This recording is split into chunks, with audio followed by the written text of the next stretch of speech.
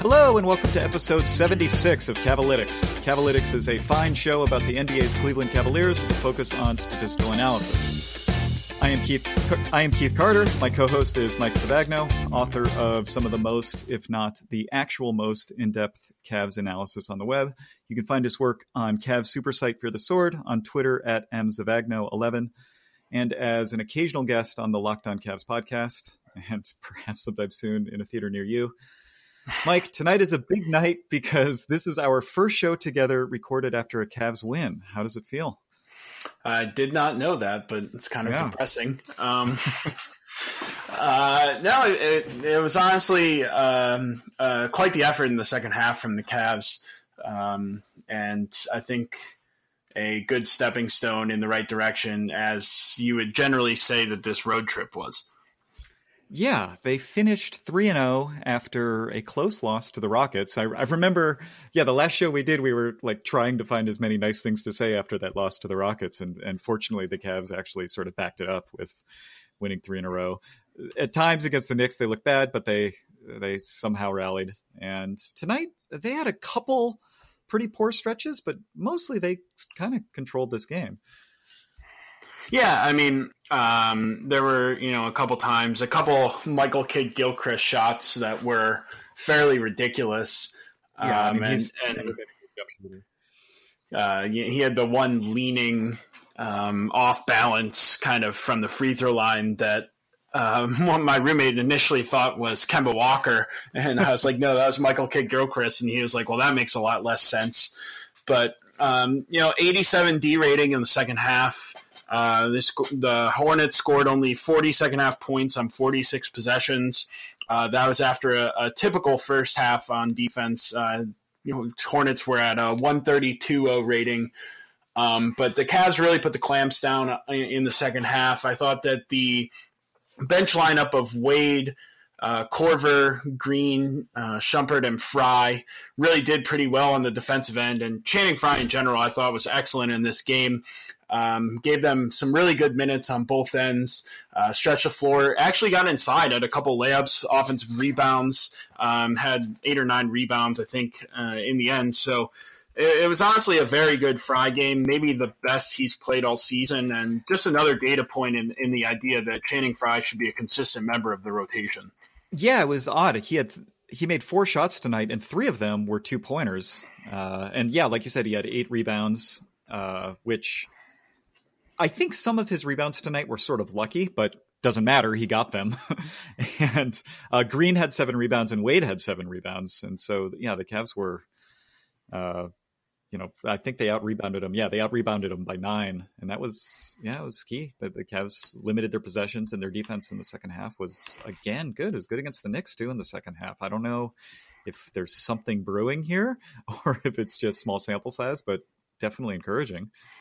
Yeah, I mean, Fry was a team high plus 14, Korver right behind him at a plus 12. And once again, we've talked about in the past on this show how single game plus minus is obviously variant and it might not explain the whole story.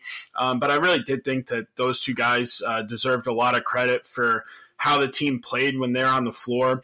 Korver didn't shoot the ball all that well tonight, only 3 of 10 from the field, and all of those were 3-point attempts. But you do see how he and Fry really do have good chemistry, just in terms of Fry setting him pin downs, Fry popping out, Korver coming off screens. Korver played more without LeBron tonight. I noted that trend on Twitter where he was shooting 60% from 3 with LeBron on the floor and only 15% with LeBron on the bench going into this game. To the naked eye, it didn't look like that improved at all tonight. We'll have to check the numbers when they come out. But I have the current NBA Wowie numbers on this, so it doesn't include tonight yet, but yeah, his true shooting without LeBron is 45%, and his true shooting with LeBron is 73%. And I believe he's actually leading the NBA in true shooting percentage. It probably won't be anymore after tonight, but he was coming into tonight. But yeah, I mean, that's obviously a 25% difference in true shooting.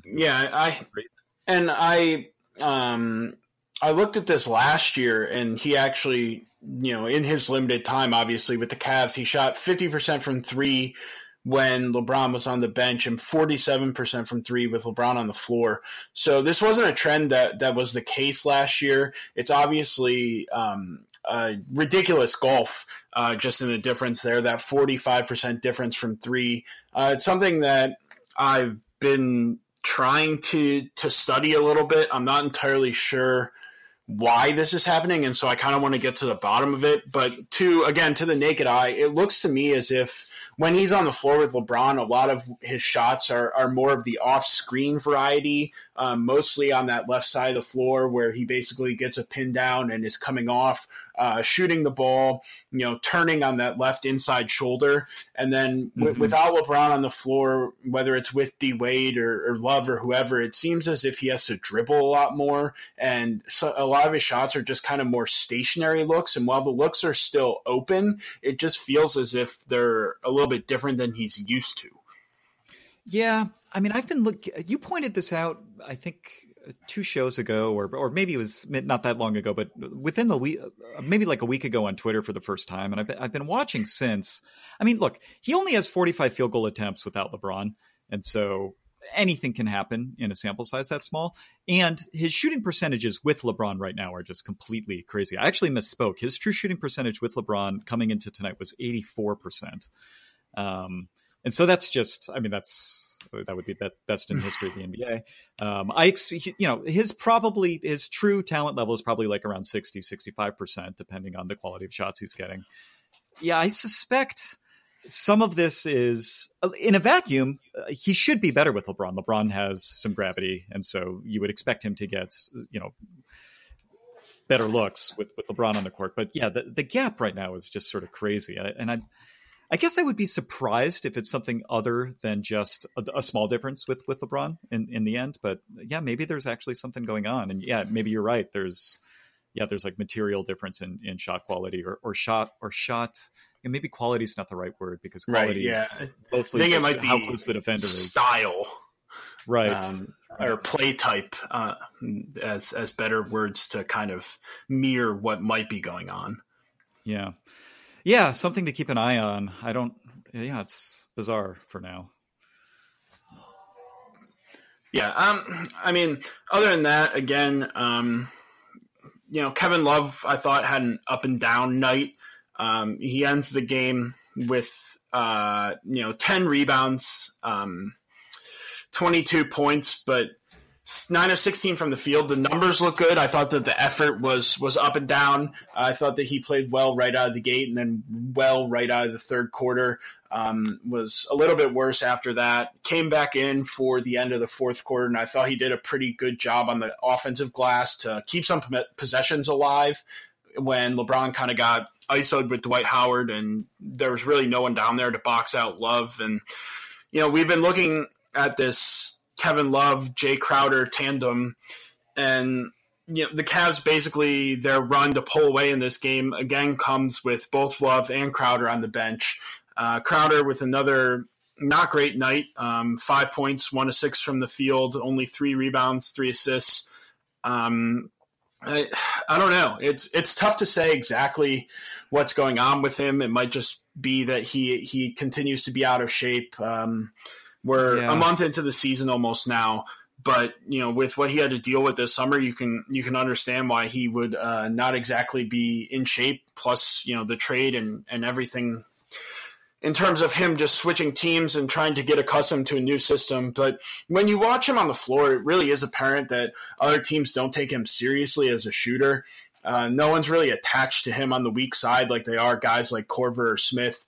And so the way that he's guarded, I think, does do something to impact how the offense looks when he's on the floor, just because even if his shooting talent is at the 36-37% level, which I don't believe it to be, teams guard him as if he's probably like a 32-33% shooter. They're very comfortable coming off of him. His gravity is minimal. It's I was looking at his 3-point shooting today during the game, and like even this season, like 70% of his threes are coming from above the break. And last year, like 3/4 of his threes came from above the break. So he prefers to shoot up there. And if he could actually shoot say 37% from three above the break, like that does a lot of things for an offense. That creates a lot of space. And if teams don't respect him, then he just goes higher volume and, continues to make him at 37%. That's a good possession.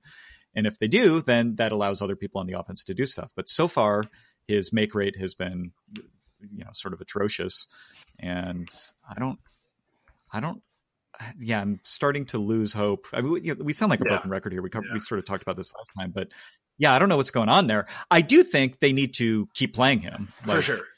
It can be tempting to, make a change that you think will be good in the short term, but sort of minimizes your long-term ceiling. And I don't think the Cavs should do that. Even if they look better with Jeff Green on the floor right now, I think Crowder has a higher ceiling, and they should try to get to that ceiling rather than whatever the ceiling is with Jeff Green, which I suspect is about to come crashing down at some point when we're not expecting it. Yeah, I mean, he continues to play well, right? Unbelievable again tonight. Whether it's real or fake, it's obvious that he's found LeBron and found something, because every once in a while he'll throw like a shot that seems to be traveling like 100 miles an hour at the backboard, and it'll somehow go in. Mm-hmm. And those always surprise me. But honestly, just in terms of where he's at on the defensive end, because I'd heard, and not saying that any of this is false, I had heard in the past few years, and obviously I wasn't watching a ton of Jeff Green on the Orlando Magic last year, that his defense and his defensive effort had really waned. And he was kind of always a guy that people thought had a lot of solid defensive potential, but it never really came to fruition. But his defense and his ability to guard multiple positions has been an extreme bright spot for this team. His positional versatility, especially just because, as we said, he plays center essentially on those second units. He's able to guard big guys. You can see from the Houston game that he's able to switch out onto some guards with the success that he had on Harden. And so that definitely was something that I was not expecting from Jeff Green going into this year. So even if he does regress some on offense, if he can keep up his defensive effort and versatility, I still think that he ends up being a net positive piece going forward. Yeah, I strongly agree. Tonight he took 0 threes, which is probably the right number. He's been a real surprise there. I mean, of the Rose, Wade, and Green pickups, like Green has been by far the best player of those three. It's terrific. I did want to defend Kevin Love a little bit. So he only played 27 minutes, and he had 22 and 10 in those 27 minutes, 3 of 3 from the line. So he had 22 points on 16 shots, which is pretty good. He also, and I don't know if this is a good thing or a bad thing, but ostensibly it's a good thing, he was causing problems for Dwight Howard defensively. Like, I think Howard had 2 fouls early, and he ended up fouling out in 23 minutes played. And Love was a pretty big part of that. Yeah. Channing Frye. I don't know if that's actually good or not. Howard is not, I mean, as good as Howard's been this year, I still think he kind of stinks. Like, he had 4 turnovers in 23 minutes. Like, he just wasn't. Yeah, I mean, Channing Frye also gave him some trouble with his ability to stretch out. And just right. I was looking forward to watching Howard tonight too, just because he has been so good this year. Thought that he would have a good game against the Cavs, given that he's a rolling big man. But right. he and to a degree Kemba really didn't have the games that I expected out of them. And you saw good stuff early from Nick Batum. It looked like he kind of played a little bit worse as it came down the stretch. He made sure he got his shots up. He got 15 shots up at his first game. And he ended up playing 32 minutes, despite Clifford saying before the game that his minutes limit was going to be somewhere between 20 and 22. So it looked like I don't understand. Like, who tells him that 20 to 22 minutes? Like, presumably he doesn't just make that up. Presumably there's like team doctors and analytics folks who are telling him, like, this is the number you have to hit. And then he's just like, oh, fuck it, I'm going to go for 50% more. Like, how does that happen? Maybe it wasn't a hard limit. Maybe they don't want to put pressure on him. Like, who knows? But yeah, like, if you have a minutes limit, like, presumably it's there for a reason. Yeah. I don't really know exactly where that minutes limit gets busted by, like you said, 10 to 12 minutes. That seems like not. Yeah. Like it's not like he missed it by one like time natural out. Variation. It's like an entire quarter of play. Yeah, exactly. Slight difference to. Yeah. Oh, sorry, my bad. Right. Exactly. As he like limps back to the locker room and can't play for the next week. Yeah. So the numbers now are out, and the Cavs had a 131.50 rating and 90.3 D rating with Kevin Love on the bench tonight. Just keeps happening. Yeah. I mean, he was actually wow. Yeah. Again, the of course caveat that yes, single game plus minus numbers are not necessarily indicative of future returns. He was the only negative on the Cavs tonight, and he was -6. Yeah. That not good. I mean, part of it is just that bench unit was really defending well, and Channing Frye and Korver shared the court for 18 minutes, 133.0 rating, 93.3 D rating. So wow, with a not something that you would expect to see from Channing Frye, certainly. Yeah, if you would have asked me to bet before the game, I would have passed on that. But yeah, I mean, I think that from a viewpoint that's a little bit higher up than this singular game, that we saw Channing Frye fall out of the rotation to begin the year. We saw some Zizic minutes. We saw some no center minutes. But when he does play 20 minutes tonight, somewhere between that 15 to 18 minute range, probably ideal. I just don't think that Frye's a guy that you can keep out of the rotation. The spacing that he provides and the shooting that he provides just offers so much next to LeBron, or honestly now next to a guy like Wade. I think that you really see a difference in Wade's game when he's playing with shooters versus when he's playing with other guys. He's been pretty good this year with Korver on the floor, and not so good when Korver's on the bench. So I think that just giving some spacing around Wade, whether it's for Wade to create for himself or to kind of be the playmaker that he's shown himself to have the capability to be, that's a good thing. And so having Channing Frye out there, I think that going forward, Ty Lue probably needs to keep him right around that 15 to 18 minute range, because he's not really a guy that I think should be anchored to the bench like he was earlier in the year. Yeah, I agree with that in general. I think there are some teams against which that won't work great. Like, so for example, we're playing the Clippers on Friday. What day is today? Wednesday? Yeah, we're playing the Clippers on Friday, and Blake and DeAndre are going to be tough for sure. For sure. But against most teams in the NBA don't have like a strong traditional center, or if they do, so it's someone like Howard who like is just absolutely lost trying to guard him around the perimeter. I mean, I think I would say the same thing about Willie Reed though on Friday. Yeah, I would have no problem matching up Channing with Willie Reed's minutes, especially because Reed. That's a good point. I mean, Reed's huge. He's a backup center, but he's a big dude, and so I feel less confident guarding him with a Jeff Green on the second unit and trying to keep him off the offensive glass. At least Channing's a big body, and I think that Willie Reed is another guy who can be completely exploited in terms of his ability to guard the perimeter. So I think that when you have backup centers like that, obviously you don't really want to put Channing in there against guys like Blake and DeAndre or some starters, but there are perfectly exploitable backups in the league who really struggle to guard the perimeter, and I think that those are advantages that the Cavs need to continue to take advantage of. Yeah, it'll be interesting to see what they do with Frye going forward. I mean, he got some good run on this road trip, so I think he's back in the rotation now. The Cavs only played 9 players tonight, and I think that's probably going to be what they're doing going forward, because Calderon, Osman, and Zizic don't seem like they're going to be getting off the end of the bench anytime soon. So yeah, they have what they have. I mean, I guess Rose is going to come back. Yeah, I mean, Rose and Tristan coming back will throw some wrenches into the system. I saw there was some news on Tristan. Well, I guess Tyronn Lue today said that he didn't know when Tristan is coming back. Was there any more context than that? Do you know? Not that I know of, no. My mom told me that Tyronn Lue said, Here we go. Go.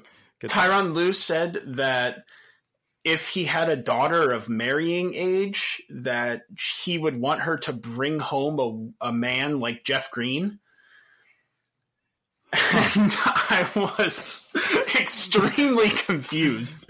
But like, what is? I don't even know what that means. Like, yeah, maybe Jeff Green, like, holds doors open. Yeah, for I guess like, Jeff Green's just a great guy. But it continues to add credence to the idea that Tyronn Lue just loves Jeff Green.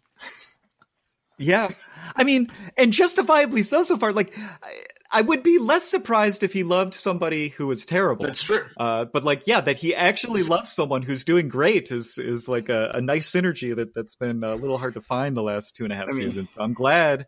Jeff Green, I'm glad this Georgetown guy, right? Yeah, maybe well educated, well spoken, holds doors open. I don't know. Hard to say. Yeah. Yeah, well, we'll keep an eye on this story and see if we can get any more details from your mom. We'll also keep an eye on the Tristan Thompson story if there's any news there.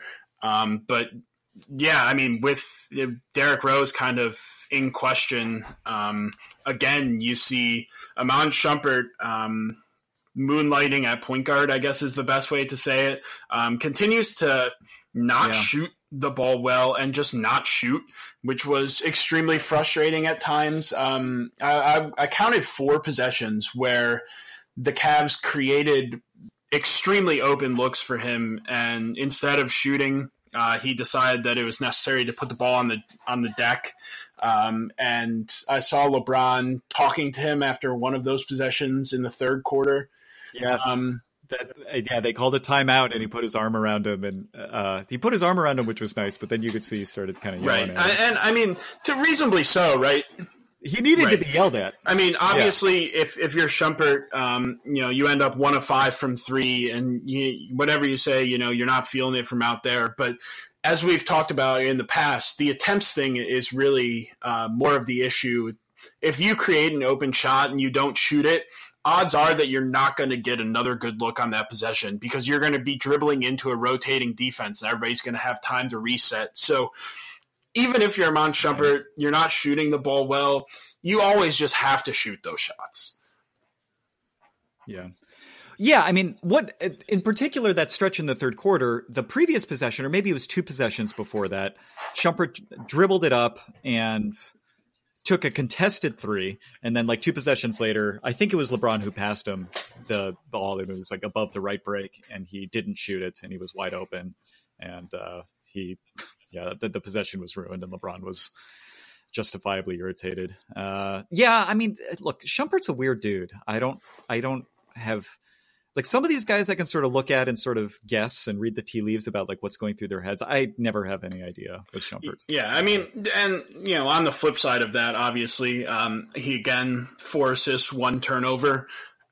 He's not a guy who's really going to turn the ball over that frequently because either he's dribbling into a shot or he's moving it.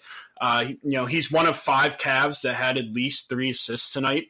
Obviously LeBron, but also Crowder, JR, Shumpert, and Wade. That ends up with 25 assists on 42 made baskets, which is pretty solid, and then only 13 turnovers. So those are some good fundamentals. LeBron cut down his turnovers only down to 3.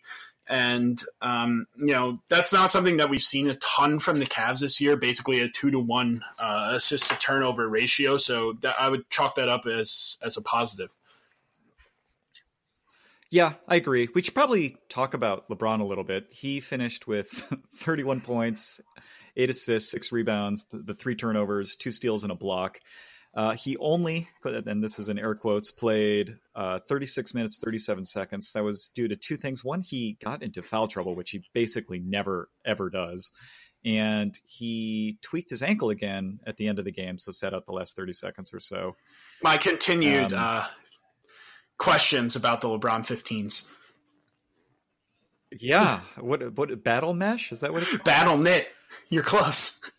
Battle knit. Man, all right. I have to look. I'm going to get at one of these shows. I did see a nice picture of his shoes today. They look really cool. So yeah, if you got 185 laying around, there's that. Is that what they cost? Now, did these ones have the? Didn't he have a pair of shoes that had like a chip in it or something, like a fitness tracker? Not that I know of. I thought he did. There was like, I think it was the LeBron 14. Okay, I'm officially just lying now, but there was a LeBron pair of shoes where like you could put a thing in and it would measure like what your vertical was. Like if you had it in your shoe, like while you played a game of basketball, it could give you some data. But it was an extra thing, like it didn't come in the base shoe. All right. Well, in any case, I mean, look. It is annoying that he seems to be tweaking it at least every other game. I asked you this. Do you know? So I thought he tweaked his left ankle during the preseason. Was it his right? No, I think it was his left, but he tweaked the right one on whose shoe did he step on? Ariza's shoe against Houston. Right. So I think it's just both of them at this point. The one on Ariza's shoe looked gnarly. Yeah. I did not see the replay. It was MKG. Today. Yeah, this one wasn't on his shoe though. It just was on like a step and it rotated outside. But again, I don't know. I feel like these are things in the past. I mean, it could be just aging too, and continued. No. Something between it continues to happen. It just seems like it's happening more, so that's why I question the shoes. But I don't know. I mean, obviously it happened fairly late in the game, so it was kind of fine. And he did get into foul trouble a little bit, but other than that, he played extremely well. If you take away the 3 or 4 possessions where he tried to ISO on Dwight Howard at the end of the game when the game was, I don't know what that the game was kind of out of reach, but and I don't know. I'm sure he was looking to score on Dwight a couple times. But, he had 14 points in the first quarter, 4 of 7 from 3.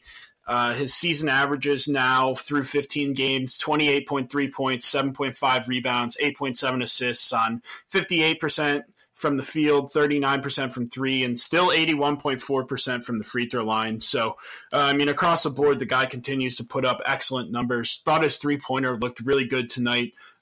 He got a couple of those step backs off the dribble that usually go in for him. I think that's the shot where his rhythm looks the best. And then, again, 3 of 3 from the line, so continuing a trend there as well. Yeah, he was 4 of 7 from 3. There's a guy on Twitter, I don't know if you know him, his name's Chris Tolliver. He lives in Japan, and he tweets at me quite a bit, and he does some of his own analytics stuff. He says that in games when LeBron shoots a high volume of threes, he ends up having like basically elite gravity because even if he's not making them, normally he doesn't get to high volume unless he's making them. So that's sort of a false dichotomy to say even if he's not making them. But like the way that it spreads the floor when he's making threes is just nuts because they're already so concerned with his driving. And if they're also concerned with his shot, it just opens up so much. And yeah, he was superb again tonight. Did you see his ESPN postgame interview? I did. He threatened a potential couple more. I did see that. Tonight, so we'll have to keep an eye out. I haven't been watching. Yeah. To my eye, he's been a little bit more mouthy this season than in seasons past. Maybe it's just the social media generation. He was certainly extremely unhappy with the refereeing tonight. I think that he was. The one dude, I don't know the guy's name off the top of my head, but the one dude that he was jawing with for the majority of the game, I think that he has a not so great history with LeBron. Doesn't some courtside fan? No, one of the refs that I just don't think that LeBron likes. Okay.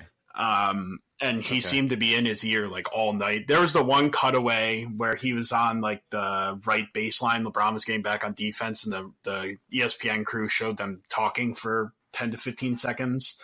I did, but it seems like LeBron was kind of talking to that guy all night, and I thought that the third foul on him that was called a charge on Kemba Walker was absolutely a block. And then he obviously got the fourth one on MKG. And that one kind of drove him over the edge. 90 seconds later. Yeah. Yeah. I mean, the blocking fouls are always sort of 50-50s anyway. I mean, Kemba was just moving the entire time, and that one. They need to change that rule in general. Well, okay, yeah. Are you on board with like the sort of get rid of that charge rule where you can just sort of like jump underneath someone, and if your feet are set for like right, yeah. It's so dangerous and it's so arbitrary. And the game would just be better if like that wasn't a play that people were constantly trying to attempt. So I presume the NBA is going to fix that. Somebody's going to get really hurt, and then they'll definitely fix it. But hopefully they fix it before that happens. Where do you stand on, I guess this is ongoing at this point, the question of LeBron and rest, or I guess whatever you want to call it? Oh, okay. Well, yeah, I have to decide whether I want to do like the 20-minute rant version or the shorter version. So I don't know for sure what the right thing to do is here, but I suspect that the more minutes he plays, the sooner his decline will come. And there's sort of two functions here. There's number of games he plays and then number of minutes per game. And a lot of folks have said that the thing that matters most is number of games he plays. When I was at the Sloan Analytics conference 2 years ago, they had the team doctor from the Sixers, and he said that there is a lot of debate in the community about what's more important, like frequency of playing or amount of playing per time that you play. And the science on that is sort of unknown. So I think both are bad. I also think that LeBron, when he plays a lot of minutes, sort of modulates his own effort in a way that is sometimes not ideal. So when he plays 39 minutes, it's not as if all minutes are created equal. Like if he plays 39 minutes, he's going to take like 15 of them off, sort of, Lacoste or whatever. Chill mode. Be in chill mode. Yeah. Use the proper LeBronism here. And he does it, and that's okay. But to me, there's this open question in my mind that if they played him like hard cap 31 minutes per game and said, LeBron, we really want you to go at 90+% during these 31 minutes, would that establish better habits and be better for his long-term health and longevity? And might it be better for the team in the long run, because they'll sort of learn how to interact with a totally engaged LeBron? I just don't. Yeah, I don't know. On that point, I'm not entirely sure that he would play every minute hard, regardless of if he was playing 25 or 45 minutes. Would be really hard to in the regular season. But my general opinion on it is, I think that people make too big of a deal of it. I just think that it is a point that's worth discussing, but honestly, to me, I mean, this is a guy who spends so much money and puts so much time into monitoring his own personal fitness level and body and kind of everything that's going on. And so I feel like he knows better than we do, obviously, but I also kind of feel as if people always complain like, oh, Ty Lue, why don't you do this or why don't you do that? Like, over the minutes issue specifically, I just don't think that Ty Lue has a ton of say in what's going on. It would be interesting to know so we don't know what the circumstances. It could be that Tyronn Lue would love to play LeBron only 31 minutes, but like basically LeBron won't let him. Or it might be that like the Cavs front office and analytics folks are like, saying 31 minutes, but they can't get Lue to do it. I think it's most likely that LeBron is like, look, one of the contingencies of me being here is I basically want to control my minutes load. And if that's the case, then obviously the right thing to do is say, okay, sure, no problem. I mean, I think that he and his trainer have established in all likelihood an ideal range. That would be my guess. I've heard in the past that he says that if he plays under 34 minutes, then he might as well not play at all. Just in terms of how he feels, I'm not sure if that's still true. Yeah, but I've heard that he said that, and also that the longer he sits on the bench, the more likely it is for his back to tighten. So I think that might be another thing that that was a problem 2 years ago. And then a little bit at the start of the year last year. We haven't really seen it at all this year. But I think that those are some things that potentially go into the calculus as well. And I honestly think that it's just never going to change, and people are always going to complain about it. But the way that he's going to get rest is by not playing at all rather than playing fewer minutes in the game. And I think that that's just something that people have to accept. I wonder. So I agree that the hand wringing over this is sort of tiresome because it's every game. I've loved beating that drum just because I think it's sort of funny. Like I was making jokes today when he got into foul trouble. Like, hey, don't look at Gift Horse in the mouth. Like he's going to have fewer minutes. It's great. And then, yeah, of course, he still got his basically 37 minutes tonight. I just, so a couple things. Athletes are notoriously they overestimate their ability. So they don't. Athletes know their own bodies, but doctors know medicine. And, a lot of people, I mean, athletes get hurt all of the time, and a lot of them are overuse injuries. And, the athletes who suffer those injuries don't think that that's going to happen, but it just does. And LeBron has been so invincible for his career. Knocks loudly on maybe wood. Yeah. Hopefully he will continue to be, as sort of immortal as he can. But I mean, look, the guy's human. I mean, just look at his hairline, right? I know that there are certain cells in his body that are regressing, so it's not going to last forever. And yeah, hopefully the muscles and bone structures last longer than the hair. But I mean, it's also possible that you see him playing fewer minutes when Isaiah Thomas returns. I'm not going to speculate on whether or not that will actually be true. Yeah, I mean that's there's always like that distant beacon of hope where like suddenly LeBron's going to get down to the 34 minutes per game range. The thing that is certainly true at this point is that when he's off the floor, the playmaking, Dwayne Wade can do it at times, but there really isn't a guy other than him on this team who can consistently get into the paint.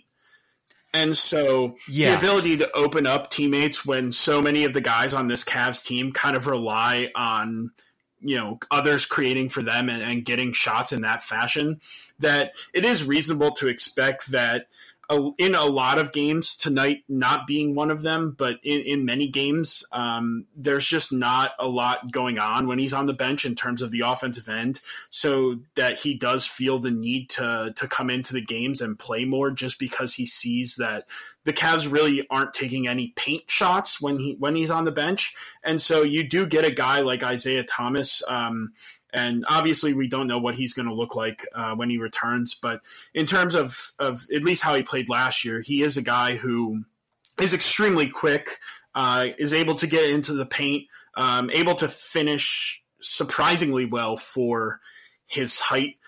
He really gets into bodies extremely well and kind of eliminates defenders' ability to block his shot in that fashion. And a guy who is excellent coming right to left in the dribble handoff game. Basically, the Celtics would just run a ton of action where they would get Al Horford the ball, standing on that right elbow. Isaiah Thomas would be coming off of that DHO action to his strong hand on the left, and he would, accelerate into the paint. The defender would have the, basically, are you going to be on his hip and trailing him? Then you're going to have the option of Horford rolling or, popping, or are you going to go underneath and he's just going to hit you with an open three? And so, he is a guy that's extremely dynamic on the offensive end, and bringing it back is that it's potentially that, LeBron could get more prolonged stretches on the bench if he sees that Isaiah is really able to control the offense, especially alongside Kevin Love. Yeah, so I should mention that part of my thesis on playing LeBron less has to include the possibility, not the possibility, but basically the reality that they would lose more games as a consequence of it. So, let's say I think LeBron's averaging I think he's 38 minutes per game. If he played 7 minutes less per game, that would probably change the Cavs net rating by maybe 2.5 points. They obviously don't have 2.5 points in net rating to give up right now. But in seasons past, I've been sort of saying look, if the Cavs lose 5 more games a year because they're playing him less, fine. I would just like to run the experiment where he plays 31 minutes a game for a month, just to see if he plays harder during those 31 minutes and how bad the Cavs get. Now is a terrible time to run such an experiment because the Cavs just don't have. I mean, they need to make sure that they, get into easy playoff position before they start doing things like I'm suggesting. But in seasons past, that hasn't been the case. In seasons past, it's been like, look, yeah, sure, maybe they go from the 1 seed to the 4 seed or something. I think it's worth it to try to see what a 31 minutes per game LeBron James looks like. But yeah, I mean, look, that's a pipe dream anyway. It's never going to happen, even if the Cavs were 12-2 or whatever. We'll certainly dig deeper into exactly what Isaiah Thomas will hopefully look like when he gets closer to his return and is no longer a guy who sits on the bench and dances and talks a lot of shit. Man, he is like definitely top 5 bench presence. He is fun to watch. Like the dancing and like the looks and the mouthing off. He told Dwight Howard after Dwight Howard fouled out to not get his ass beat tonight. So that was certainly something coming from a guy of his stature. But yeah, he between him and Jetty on the bench, kind of controlling the celebrations. The Cavs have quite a 1-2 punch. Yeah, the national announcers have noticed Jetty today, and we're talking about how every time LeBron James does anything, he just sort of looks around, like asking everybody, "Did you guys see that?" And everyone's like, "Yeah, that's what he does." Yeah, I'm sure that they don't have anybody who plays quite like LeBron where he's played in his life. So in the Turkish league, yeah, probably not. I mean, if they could get Mike Miller back, I mean, they would have. And maybe Mozgov. Oh man, that bench would be a good cheer squad. Yeah, I mean, maybe they can use the roster spots on that. They can get rid of John Holland or something. I mean, the ultimate coup would be re-signing Sasha Khan. My favorite Cavalier of the LeBron era by far. Noted. Did you go to the parade? Yes, by the way? I did. Okay. Yeah, I haven't. LeBron almost forgot him. I have an excellent photo of Sasha Khan from the parade. But congratulations! Is it do you have it next to your bed or where? Yeah, I frequently tweet it out just to remind everyone of a player who's 1-for-1 in his career winning championships. Yeah,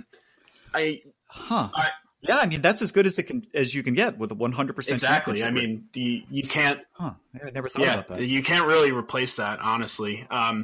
But yeah, I used to call him the accountant because when he was not dressing for games, he would wear his glasses and he looked like some guy who would be doing your taxes instead of being on a basketball team.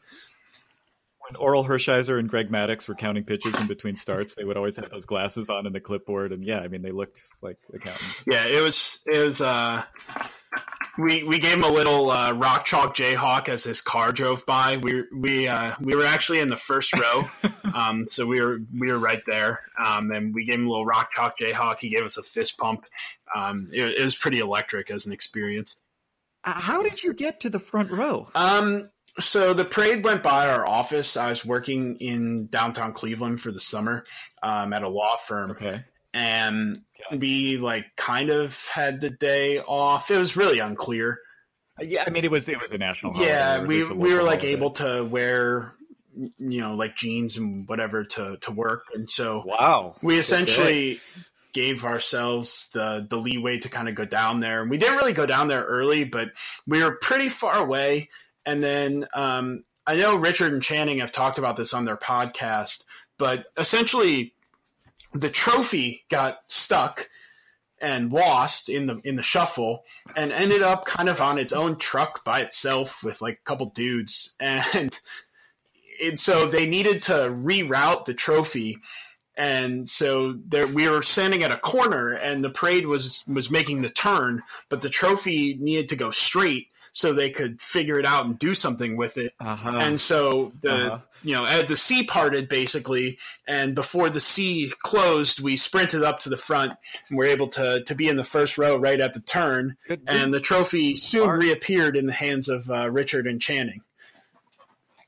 That's like following an ambulance or something. That was a good move. That was a crazy day. It really was. It was. It was quite the day downtown. That's for sure. Yeah. I'll never forget that. That was incredible. Well, anyway, all right. So, who do the Cavs have coming up here? They have the Clippers on Friday. The Clippers, and I think they play the Pistons, but they get 2 days off in between the Clippers. And the Pistons on Monday in Detroit, and then the Nets in a revenge game on Wednesday. God, what date is the Nets game? The night before Thanksgiving. Okay, so it's a week from today. Okay, yeah, so the Cavs have a nice... Are the Nets at home? The Nets are at home, Clippers are at home, Pistons on the road, but, just up to Detroit. Yeah, I think they just take a bus for that. I'm not sure, maybe they fly. But in any case, yeah, so the Cavs probably fly home tonight, and then they don't play the Clippers until Friday, and then they don't play the Pistons until Monday. So, yeah, they're going to get a nice stretch where they can... chill out at home a little bit, from the 38-minute nights for LeBron James. Shout out to my mom again. She'll be at the game on Monday or on Friday. Okay, ask her if she can get any more intel. Yeah, I'll see if she has any intel on Jeff Green and his gentleman nature. But other than that, Clippers really struggling right now. Quite banged up. Teo still out.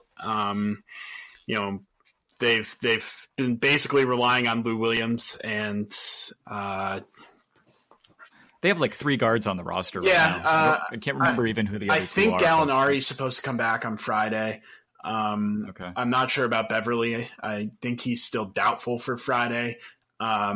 But definitely not the full strength Clipper squad. I think they've lost 6 of 7 or something like that. So definitely in terms of what the Cavs would like to see, definitely not a full strength Clippers team. Hopefully continue this win streak in that game. And then, like you said, they go to Detroit where attendance has been horrible, but the team has been great.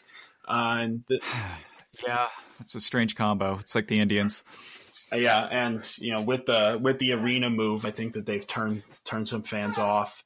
Or maybe the bulk of their season ticket holder base were people living out in suburbia. It's sort of unclear, right? But Tobias Harris is leading them in scoring. He's been excellent. Andre Drummond's been resurgent. NBA Player of the Week.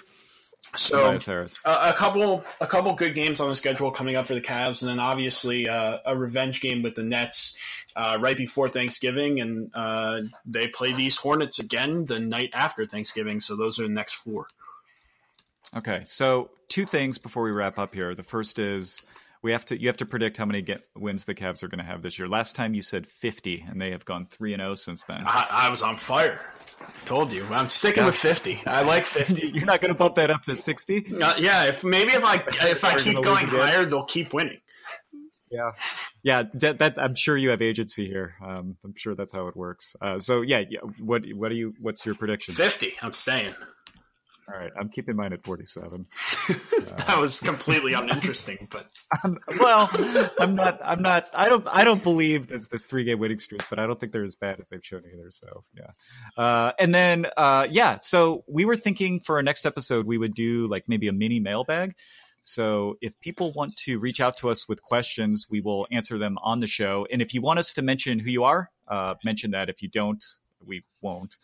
And you can reach us at Cavalytics NBA on Twitter. You can reach Mike at mzavagno11. And our email address is cavalyticsnba@gmail.com. So whatever Cavs related questions or, maybe relationship advice or whatever you need, we'll get to it. You have anything else you want to say, Mike? Yeah, no, just on that, just tweet, DM, whatever it takes. I'll try to make sure that I chronicle some good questions. If you want to ask about the Brooklyn pick, try not to, I would say. Just it's very tempting to ask about that, but we don't know anything. We're not on the inside looking out. We're on the outside looking in, like all of you. So maybe Mike could ask his mom, but other than that. Don't really have any insights into what might happen with it. So, other than maybe potential targets or something, try to ask about what's going on off the court, something like that. And we'll, like Keith said, we'll try to get to your questions. And I think that'll be a good next episode. Yeah, I do too. And we feel cooler when we get fan mail. So that would be nice. Okay, so this has been episode 76 of Cavalytics. We will be back soon. And as always, go Cavs.